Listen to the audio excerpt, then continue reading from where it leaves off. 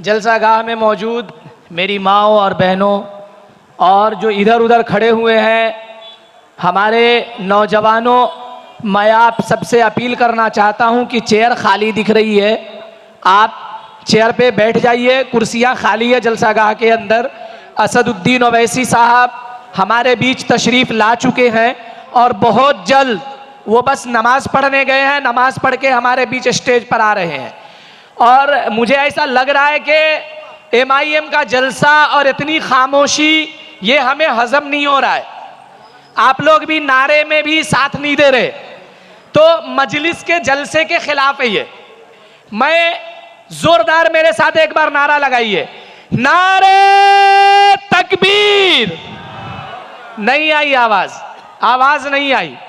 आपको सबूत देना है कि आप असदुद्दीन ओवैसी को सुनने आए हैं, और असदुद्दीन ओवैसी को सुनने वाले ऐसे खामोश नहीं होते हैं, उनके अंदर एक दहाड़ होती है, तो आपको भी दहाड़ना होगा।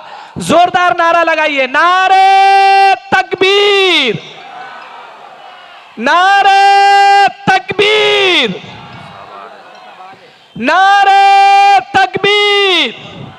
सबूत दीजिए। बैरिस्टर असदुद्दीन ओवैसी साहब सामने आ रहे हैं, हमारे साथ जोरदार नारा लगाइएगा, नारे तकबीर, नारे तकबीर। अब आपके बीच में सुनने वाली है, अरे बोल, नारे तकबीर। Barrister Asaduddin Owaisi, barrister Asaduddin Owaisi, barrister Asaduddin Owaisi. नारे तकबीर, नारे तकबीर, नारे तकबीर।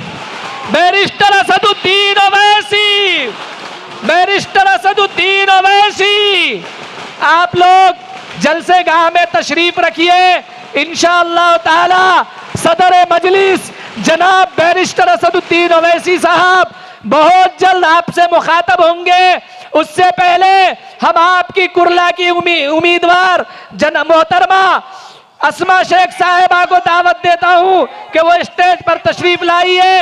एक बार जोरदार नारा लगाइए, नारे तकबीर, नारे तकबीर।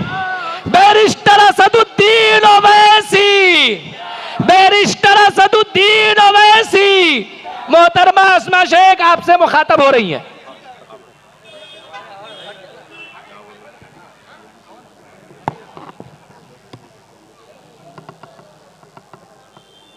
हमारे आपके नकीब मिल्लत बैरिस्टर जनाब असदुद्दीन ओवैसी साहब, बलाला साहब, जब्बार साहब, महमूद इंजीनियर साहब, और कौन है, हाजी हामिद साहब, डावरे भाई, और तमाम डायस पे बैठे हुए मेरी बहनें और खुसूसी मेहमान, मैं तहे दिल से आप सभी का इस्तकबाल करती हूँ। आज का ये जलसा बहुत ही शॉर्ट नोटिस पे दिया गया, फिर भी इतने लोग जो यहाँ पे जमा है, मैं सभी का तहे दिल से शुक्रिया अदा करती हूँ कि आप यहाँ पे तशरीफ़ लाए, हमारी चंद इलेक्शन से रिलेटेड बातें सुनने के लिए आप आए। आप लोगों का बहुत शुक्रिया और वेलकम करती हूँ, और दरख्वास्त करती हूँ कि वहाँ पे कुर्सियों पे बैठ जाइए, यहाँ पे रास्ता ब्लॉक करने से अच्छा कुर्सियों पे बैठ जाइए। मैं advocate Asma Sheikh 174 Kurla SC reserve ward से इलेक्शन लड़ने जा रही हूँ। मैं गोवंडी से कॉरपोरेटर रह चुकी हूँ। यहाँ पे पार्टी ने मुझे भरोसा करके यहाँ से टिकट दिया, और मैं इस भरोसे पर पूरा उतरने की पूरी कोशिश करती हूँ, और तमाम यहाँ पे कसाईवाड़ा, भंटर भवन, कुरेश नगर के लोगों से आज इस डायस से ये वादा करती हूँ कि हम मजलिसी सिपाही भागने वालों में से नहीं है। हर लड़ाई आपकी लड़ाई चाहे वो गली गली से दिल्ली तक की होगी, हम सड़कों पर उतरकर आपके सामने साथ में खड़े रहकर हर लड़ाई का, हर नाइंसाफी का पूरी तरह से बदला लेंगे। मेरे भाइयों, ये दुश्मन समझ ले, पत्ते सूखे पत्ते नहीं हैं हम, सूखे पत्ते नहीं हैं हम जो उड़ जाएंगे। जाके तूफानों से कह दो औकात में रहे। भाइयों, यहाँ पे बहुत बड़ी लड़ाई हो रही है। इस साल विधानसभा के इलेक्शन में या जो कुर्ला विधानसभा है, यहाँ पे टक्कर की, कांटे की लड़ाई हो रही है, क्योंकि आप लोगों का साथ, आप तमाम भाइयों का, मेरी बहनों का साथ इस बहन को मिल रहा है। ये घड़ी है इंसाफ की, ये घड़ी है, ये वक्त है जो ज्यादतियाँ हुई इस कुरैश नगर, इस कसाईवाड़ा में, उसका एक एक हिसाब लेने की। भूल गए भाइयों, आपका रास्ता बंद करवाया गया, याद है ना? जरा बोलिए, याद है कि नहीं? आपका जो सालों से रास्ता जो आप लोग यूज कर रहे थे, उसको बंद कर दिया गया। और बंद करने के बाद ये बिल्कुल शर्मिंदा नहीं हुए।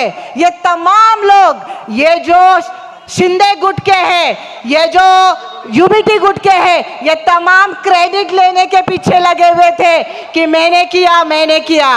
मस्जिदों पे आसान हो रही थी, उसकी वीडियो बनाकर रिट पिटीशन फाइल की गई है। इनके शौहर, ये जो आज भाई वोट दो, भाई वोट दो, अरे ये आज इलेक्शन का वक्त है इसलिए आपको भाई कह रहे, वरना इनके दिल में है। और ये बाद में जैसे इलेक्शन खत्म होगा, हम तमामों को क्या बोलेगा, काहे का भाई, तू तो कसाई।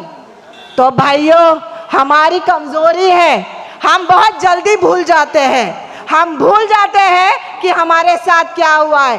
सारा सेकुलरिज्म का ठीकरा हमने अपने कंधों पर डाल के रखा हुआ है, हम ही है जो लेके चल रहे हैं। भाइयों, हमको मिलके रहना है। हम बिलीव करते हैं एकता में ताकत होती है, लेकिन कब तक नाइंसाफी को बर्दाश्त करेंगे।